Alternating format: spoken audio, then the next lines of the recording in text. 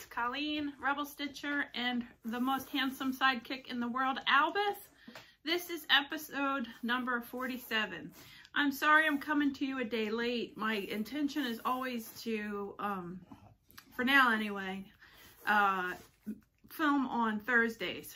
However, my friends Lynn and Liz texted me and said, hey, we're going up to Findlay, Ohio to Craft Gallery because Lynn had something she wanted to get framed.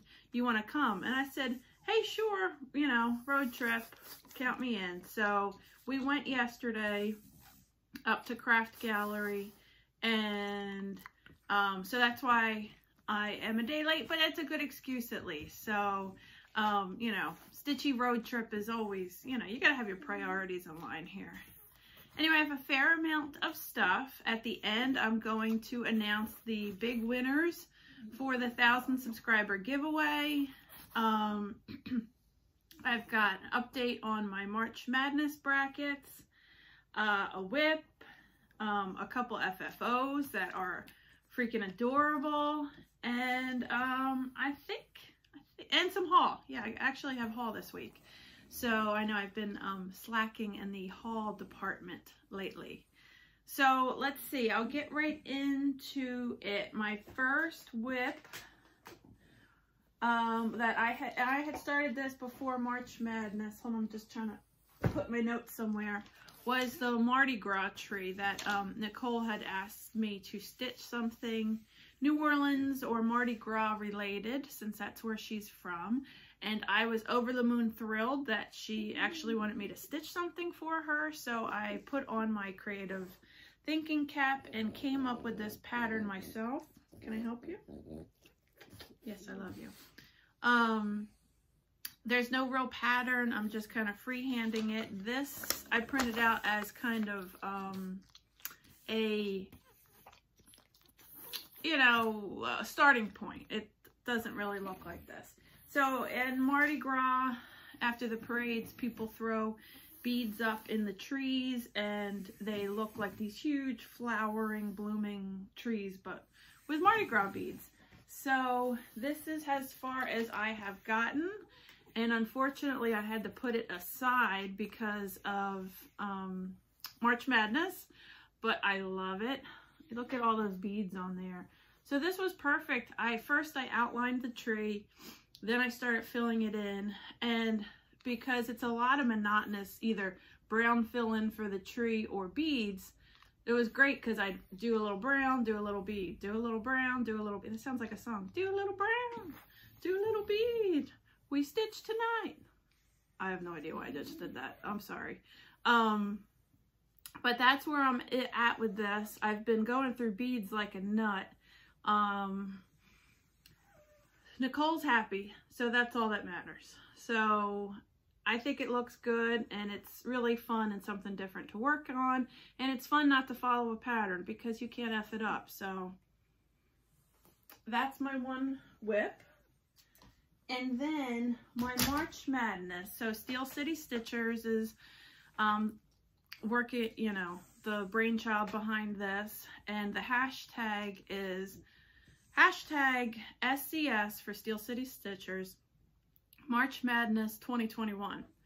And on there, everybody makes their sports brackets. They're doing one whip up against a new start. I'm doing all whips because I've got so many whips I want to make some progress on. So, and because I'm doing that, my timeline is a little different from theirs because they're stitching on each thing for a day and then putting them up for vote. So I'm just putting them up for vote and stitching. So the first vote happened. It was the 50s TV dinner versus the Game of Thrones house banners and castles. And the Game of Thrones won. And this is as far as I had gotten. Now, before the voting started, I just had this little bit of green and maybe a little bit of yellow on Tyrell. So I finished the banner, and except for the back stitching and the words, which are basically backstitched. There's some backstitching in the flower, and I started on the castle up there on High Garden. I'd say about halfway done on the castle. So I think I made really good progress. So this will come back depending on who wins, and I'll go see if it progresses any further.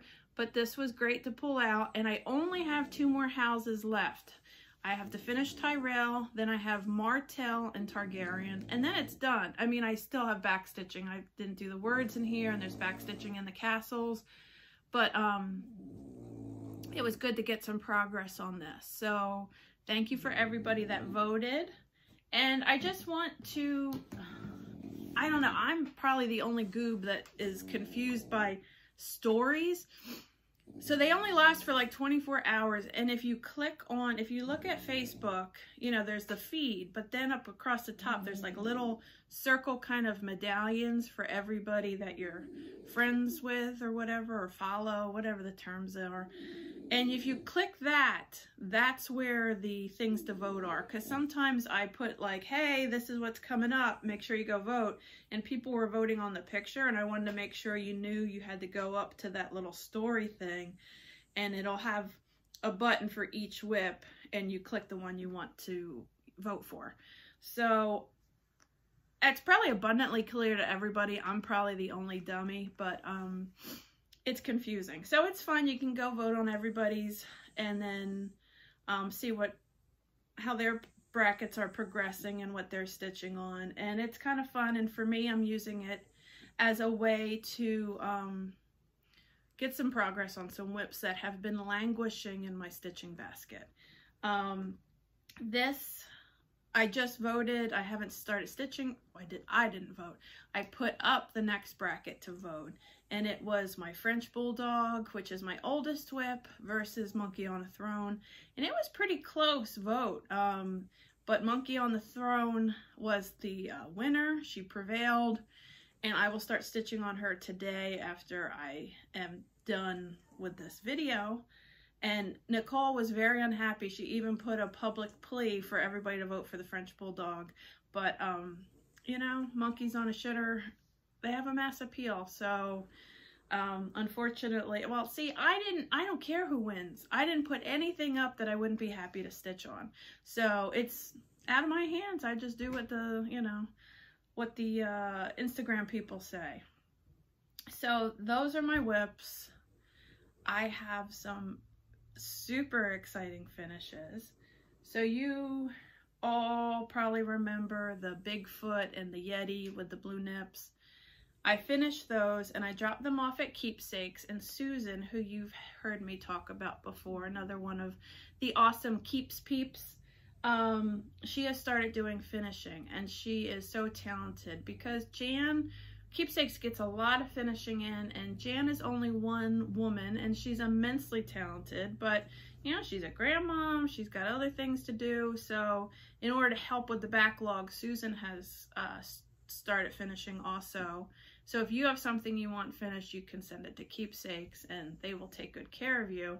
But, oh my goodness, no matter what finisher you get, you will be in good hands. So this is... Are you ready for this? Bum, bum, bum. Look at those. So Susan made them into little pillows for me.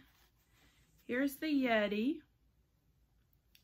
And she put this like velvety fabric on the back and this chenille on the edges. She stuffed them with, I forget what she said. It's not polyfill. It's like a mix of wool and walnut shell. So it's got a nice heft. I mean, it's not like a weapon, but it's got a nice heft and it stands up. And here is my Bigfoot. All right. Gorgeous. Absolutely gorgeous. And the chenille on that.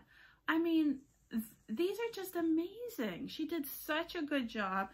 And around Christmas time, I was at TJ Maxx, probably looking for stocking stuffer kind of things, and I found this wooden, oh look, the price tag's still on it. I'm so classy. I forgot to pull that off. I was so excited to get these in here. Excuse me, Albus. So these just sit in this little wooden It's not a bowl. It's like a hollowed out piece of wood. I don't know. It was cheap and I thought it was perfect. So this sits on the table behind the couch. I clearly need another pillow or two. It would be great if Plum Street Sampler, if you're watching, not that you would be, made a Loch Ness Monster pillow. That would really round this out. If they don't, maybe I'll have to draw one up myself. But look at that. Don't these look amazing? Susan did such a good job. Thank you so much. Seriously, if you need finishing keepsakes, they're the best. They're the best for everything. I'm definitely keeps peeps. Okay, let's see. Let me grab my notes out here. Okay, so time to move on to haul. That didn't take very long. Albus actually has a piece of haul today. So this is not stitching related, but since Albus is a FlossTube celebrity, I thought I would show you. He gets like a really dry nose. It's from his like little pinched nostrils from the smush face, like breathing in it, it tends to dry out his little nose. And I tried this snout soother. Got it off of Amazon. I just rub it on his nose once a day and it is making such a difference. I just put it on before we filmed. But you want to show the peoples your nose? Look at that handsome, oh, he's so tired. Look at him, so tired. Oh my goodness, I can't even stay awake. Even though the peoples are looking at me. I'm so sleepy. Anyway, so that's Albus's haul, and it's been working good. You know, when you're this handsome, you got to keep up your beauty regimen. So, how if I put you down while I get the rest of the haul out, okay? Good boy. So that's Albus's haul. When I went to Craft Gallery with Lynn and Liz, I picked up some more beads because, as you could imagine, that bead tree is eaten through beads. And they had these little 3-pack or 4, yeah, I can count, 4 packs. And they were only $2 for all of these beads. So I picked up these to add to the Mardi Gras tree when I go back to that. It was great because usually like 1 pack of beads is like 2 something. So I thought this was a deal and a half. And I have been eyeing this chart probably about since I started cross stitching, and I finally pulled the trigger. I don't know why it took me so long, but I just did. Halloween Quaker. I've been wanting this forever. So while I was also up at Craft Gallery with the ladies, I grabbed all the floss for it. So after March Madness, I am diving into this bad boy. I cannot wait. It's stitched on Murky. I want to stitch it on Murky. Murky is like my favorite fabric. It's from Picture This Plus. And it's like impossible to find. It is so hard to find. I think Picture This Plus is running like 6 months behind in their orders. But I think I found a source on an online shop that I have not shopped with before. It's supposedly en route to me. And I loaded up on some Picture This Plus fabrics that I like that they had in stock. So hopefully next episode I can show you, it will arrive and I can show you what I picked up in that haul. But Halloween Quaker by Lila's Studio, and I got all the called for floss. Except it calls for bamboo, but I'm just going to do the DMC because there's no variegation on that. I also got my Be Stitch Me fabric of the month. It's called Peony. Really nice. I get, this is a 16 count Aida. It's a really nice purpley pinky kind of color with some nice modeling. I'm trying to make sure, there we go. Now there's no glare there. It's a nice color, so nice and springy. Easter piece would look good on that. The other thing I picked up, I was at Joanns and all the Valentine's Day stuff was like 70% off, and this was here. This is wood. and this part is metal. And for 70% off, I was like, yeah, I'll do that. I don't have any Valentine's Day stuff. And what I thought I would do is stitch little Valentine's Day smalls and put, like, finish them kind of just flat with fabric on the front and the back, almost like they're postcards, and slip them in here and like do one for like every member of the family.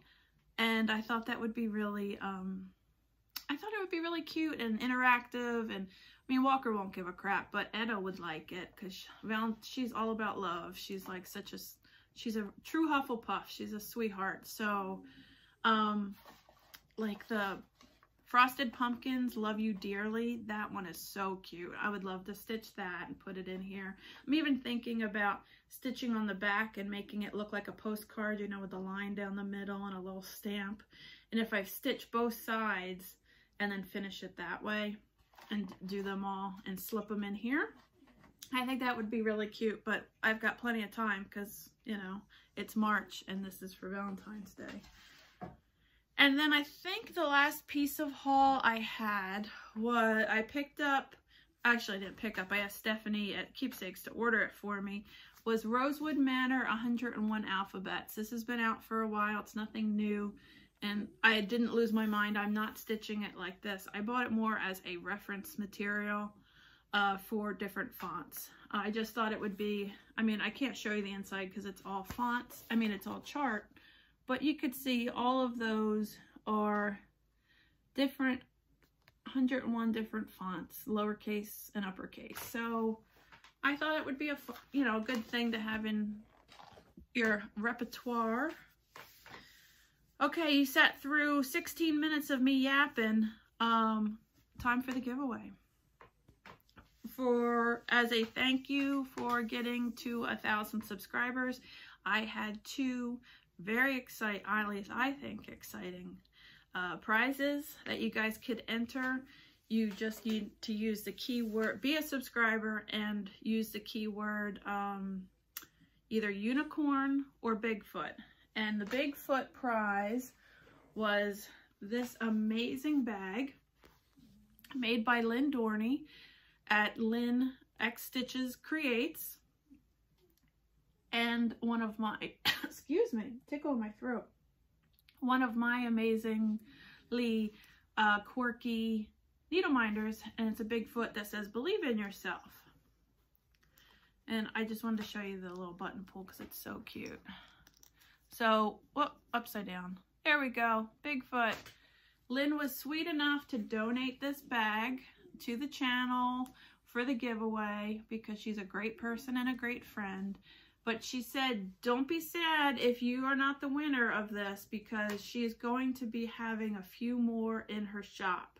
I think she said she had enough fabric to maybe make 5 more. Don't quote me on that.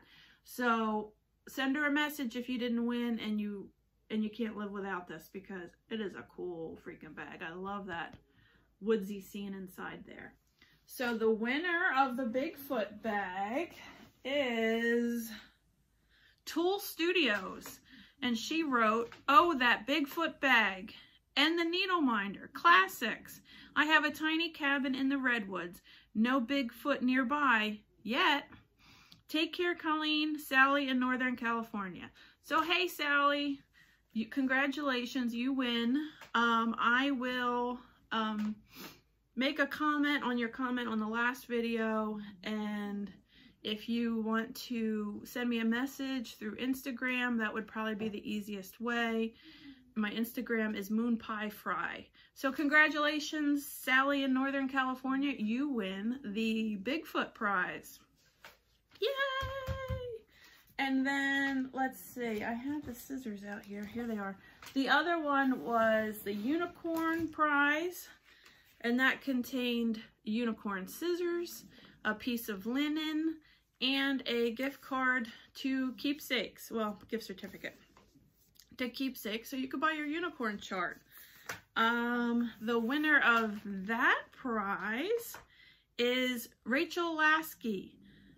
She wrote, "I always wanted my own unicorn when I was little, but I was very afraid of meeting Bigfoot.